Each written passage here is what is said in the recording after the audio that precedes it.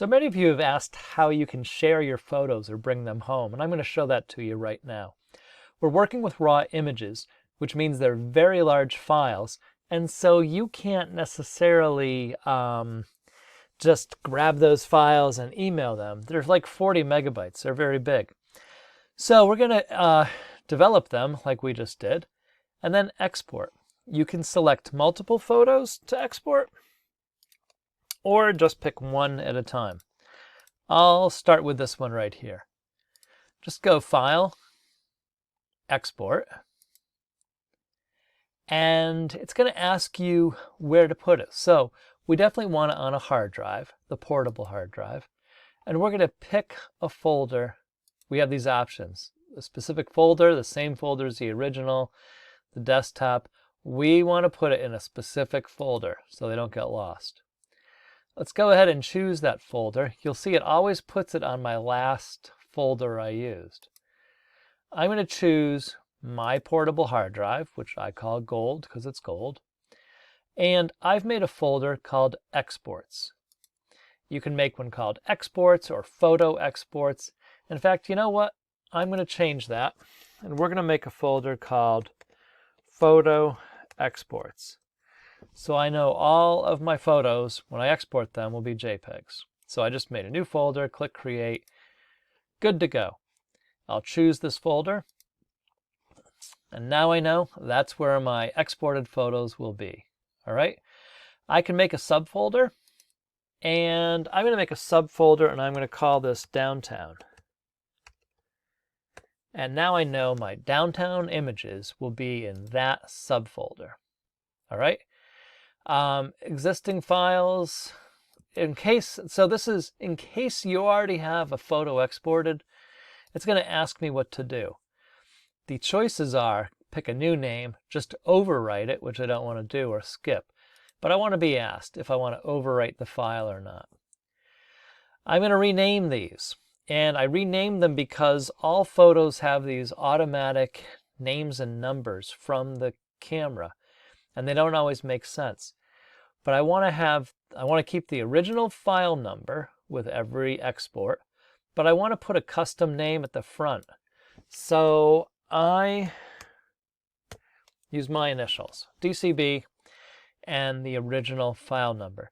It's important to keep that original file number because if in 6 months, maybe you spot that photo and you think, oh, I want to go back to the raw file and make it even better now that I know so much more.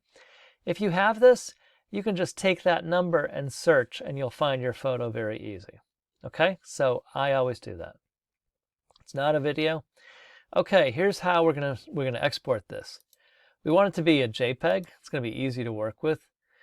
sRGB is the color space. That's the kind of color we're gonna use. And we have choices here. We can make it full size, which is probably going to be quite a big file, maybe 15 or 20 megabytes, hard to move around. I'm going to limit the file size. I'm going to limit it to about 9 megabytes. It'll be a little under. All right. I'm not going to resize it. Here's one thing, the resolution. So if I know that this photo is going on a website, I want it to be 72 pixels per inch. All right. That's the resolution, and that's going to look great on a screen.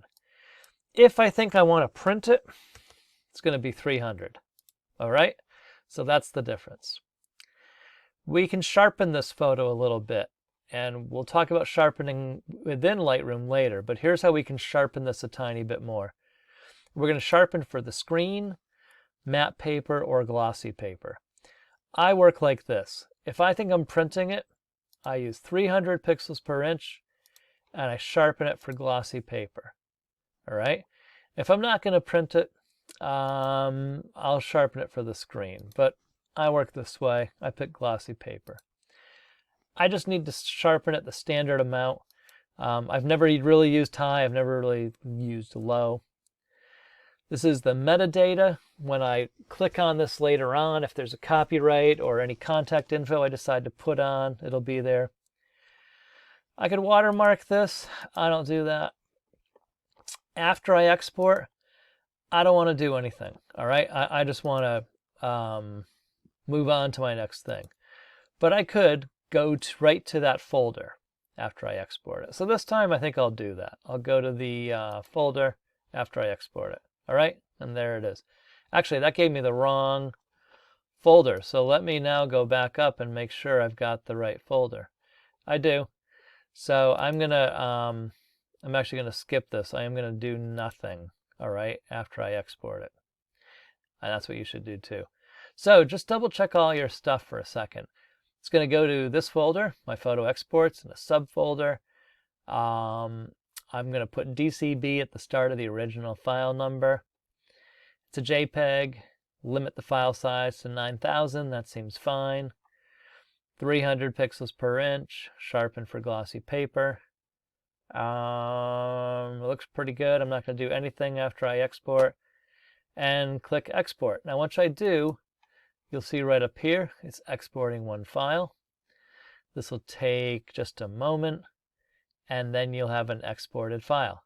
Now let's see where my file is. I'm just going to move this window a little bit.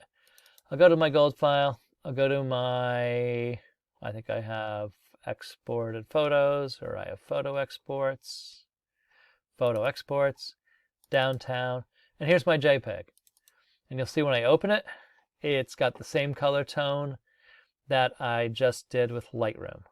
Okay, that's the process. Now this is a decent size. Let's see how big it is. It is 6.8 megabytes. I can move that around. I can email that. I can also put it on my Google Drive. And then, when I get home or someplace, I can just open my Google Drive and there it is. Okay? Now, the other good thing about this is that let's say I exported this right now for print and I kind of made it small. It's like, 6.8. That's not very big. But let's say that a little later on, I decide, wow, we're going to print this big. I can just go back to the same image. I can change things. I can undo this. I can make it be 100. And I can just double check all my stuff. And now I can export it again. It's going to overwrite or skip it, and I'm going to use a unique name. So now I will have another copy, just a really big version. So let's just double check that really quick. Photo exports, downtown. And this is -2. This is my big file. We'll get the info on that. So look, I now have a version that's 44 megabytes and a version that is 6.8. One I can email and move around quite easily, and one, if we wanted to print them, it's going to have a lot more resolution. It's going to be a much better file for printing. That's why Lightroom's great, because it lets you keep the original image. You can reset at any time. You can go back and make changes. You can export small, big, whatever you want to do, and it's all right there. Any questions, always please ask. Thanks.